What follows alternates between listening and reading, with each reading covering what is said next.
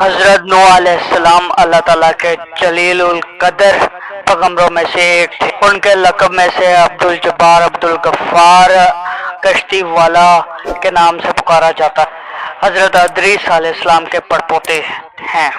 حضرت آدم علیہ السلام کی 10ویں پشت میں سے ہیں۔ آپ کی قوم بتوں کی پوجا کرتی تھی اور شرک کرتی تھی۔ آپ کی عمر مبارک 950 سال تھی۔ جب ان لوگوں نے آپ کا حکم نہ مانا تو آپ شردہ ہو گئے اور اللہ کے حکم سے کشتی بنانے لگے۔ آپ کی کشتی پر 80 سوار تھے جبکہ باقی جانوروں کے جوڑے تھے۔ آپ کی کشتی 6 ماہ سمندر پر گردش کرتی رہی۔ آپ کی کشتی جودی نامی پہاڑ پر جا کر رکی۔ آپ کو آدم الثانی بھی کہا جاتا ہے، یعنی کہ دوسرا باپ، جنہوں نے زندگی دوبارہ سے شروع کروائی۔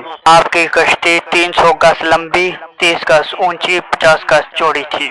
حضرت آدم علیہ السلام کے بعد 1000 سال بعد حضرت نوح علیہ السلام کو اللہ تعالیٰ نے مبعوث۔ آپ کے 3 بیٹے حام، سام اور یافیر تھے۔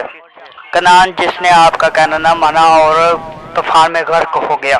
آپ نے طوفان کے بعد 350 سال تک زندہ رہے۔ حضرت نوح علیہ السلام کی کشتی جو کہ اللہ تعالیٰ نے وحی کے ذریعے ان کو بتاتے رہے۔ ایسی ویڈیو دیکھنے کے لیے ہمارا یوٹیوب چینل سبسکرائب کریں اور شیئر لائک ضرور کریں۔